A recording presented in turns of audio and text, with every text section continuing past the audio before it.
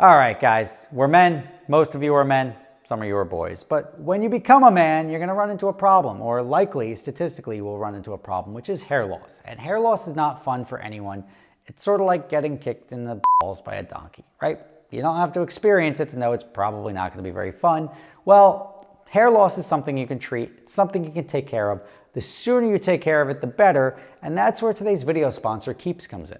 The best way to prevent hair loss is to do something about it while you still have hair left. You used to have to go to the doctor's office for your hair loss prescription. Now, thanks to Keeps, you can visit the doctor online and get hair loss medication delivered right to your home. They make it easy and deliver your medication every 3 months so you can say goodbye to those pharmacy checkout lines and awkward doctor's visits. Find out why Keeps has more 5-star reviews than any of its competitors and why nearly 100,000 men trust Keeps for their hair loss prevention medication. So, check out keeps.com/SSR. They've got a special offer for you. There's a link right below in the description. That's keeps.com/SSR, keeps.com/SSR. All right, today we talk about the joys of exotic car rentals. Now, you guys hear me talk about this all the time. Oh, like I tell you what happens. If stuff goes sideways, I tell you. It's just the nature of the business. It seems to be very attractive to a lot of people because a lot of people want to jump in there, but not so fast. There was a Bentley Bentayga, which is not mine. It belonged to Platinum Transportation Group in California. They rented it to I believe he's a rapper. His name is Offset, and he's married to Cardi B, who is also a rapper. And if I'm getting any of this like social stuff wrong, I don't follow the rap game, so I don't know. So forgive any inaccuracies I have as far as what their careers are, but I do know the guy is married to Cardi B. May of 2020, he got a Bentley. He was described as a repeat customer of this company, Platinum Transportation Group, which Platinum Transportation Group has on their website that they have leasing and sales, they've got picture cars, they've got rentals, and then they've got something else, chauffeur services. So they're the catch-all of car rentals / everything else. The problem you're going to run into here is it's not as cut and dry as it seems. Now, this was a rental, and it's interesting because this is a rental that the company is suing Offset, or whoever Offset's real name is. They're suing him for losing the rental car. He lost the Bentley. So they admit that they rented him a 2020 Bentley Bentayga for a couple of days, and he just kept extending. So it started in May, and come like July 4th, he's like, you know what, I don't know where the car is. And he just probably kept extending by the month. And come July 29th, the car was nowhere to be found. Offset technically did the right thing as a customer by paying for his contracted rental period. And then after the rental period was over, he was like, I don't know where the car is. This begs the question as to how this played out, right? The stuff that I find is weird is that the car was rented to him for significantly lower than what I would consider market rate. So they were renting it to him for less than $600 a day, which also limits their loss of use because they can't claim that the car should be making $1,500 a day, which is probably more of an LA Bentley Bentayga rental price, or at least competitive market price. Could be because he was a celebrity, could be because he did a lot of business with them. I don't know what their deal was, but it's all going to come down to essentially what the contract said. Now, here's some issues with the contract. One is that if the contract wasn't renewed, a lot of states, and I'm not familiar with California, have a rule that you have to renew the contract every 30 days. They don't allow for rental periods longer than 30 days. It's considered a short-term lease, which is not a rental. So short-term rentals in a lot of states are limited to 30 days or less. That could be a problem because now he could say that contract's technically null and void because it was no longer a rental, it was a lease, and he didn't have a lease agreement, he had a rental agreement, et cetera, et cetera. I don't know if it'll fly in court, but once lawyers get involved, it gets pretty ugly. Lawyers suck. Like, I don't like any lawyers. Lawyers are technically good because they're there to right wrongs in the world, but the fact that they profit off of that also makes them create wrongs that don't really exist just to profit from it, if that makes sense, right? They're inventing problems just so like, oh yeah, you should have done this, and I'm suing you for negligence. It's just stuff that lawyers do because there's money to be made. They're as corrupt as anyone else on the planet, politicians and whatnot. When there's money to be made and there's loopholes and everything that they can create to go do that, lawyers suck. So I'm never going to be a fan of a lawyer. Once lawyers get involved, everybody loses except for the lawyers. And that is a word of advice. Avoid lawyers as best you can, coming from a guy who's got lawyers actively working on 4 different cases. So take my advice. The second thing that I see is weird about this is that he's got this rental contract that may or may not be valid, if it even exists. And if I was, as a rental company, if I was out there, I would be suing him for the value of the car and the loss of use. So the fact that they're saying that he misplaced the car, I think it was ultimately, or may have ultimately been collected. So my concern is that normally I would go after his insurance company, but they may not have gotten his insurance, which is just generally a good practice to get the customer's insurance. If the customer doesn't have insurance, now you're taking the risk. And this is what a lot of people forget.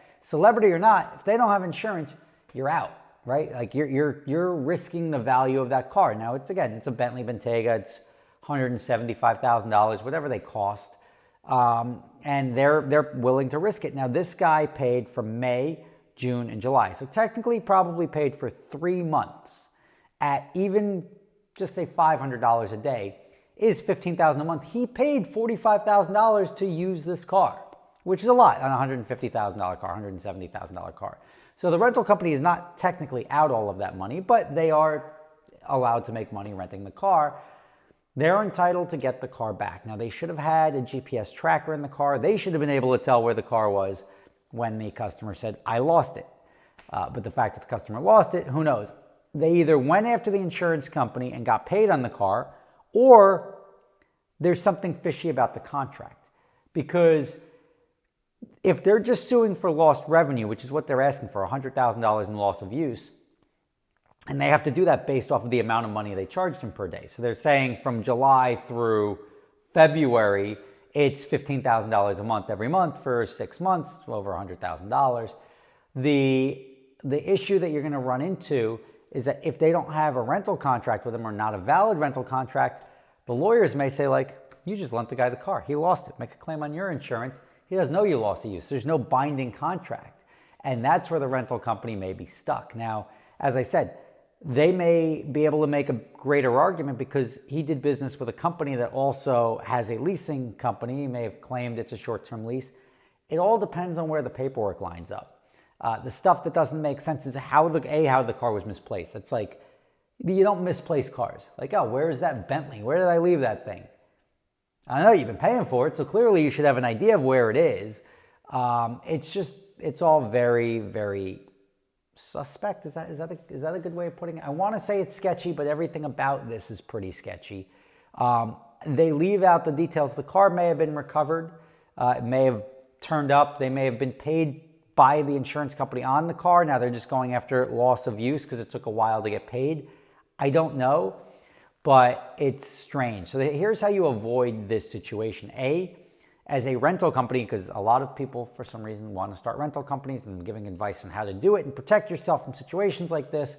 As a customer, we'll get into that, don't lose the car. It's a simple way to do it. Don't lose the car, pay for your rental, you're in the clear, and carry your insurance policy.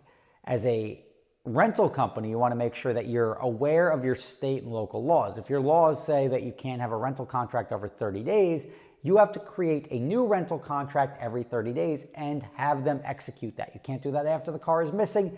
Nobody's ever going to sign something after the fact stating like, oh, crap, because that's technically fraud. And not technically, legally fraud. If you're signing documents after the fact, that is not cool, because now you have to post-date it, and that's not kosher. So you want to protect yourself by having the customer carry and maintain insurance during the term of the rental agreement. That's a risk level you got to be comfortable with. I'm not saying that you have to do that, but what you do have to do is make sure that contract is done properly in writing and applicable to local law. If local law says that you have to have a new rental contract every 30 days, or the maximum short-term rental period is 30 days, you have to make sure you have a new contract every time they want to extend. Or you have to draw it up as a lease agreement. A lease agreement is different.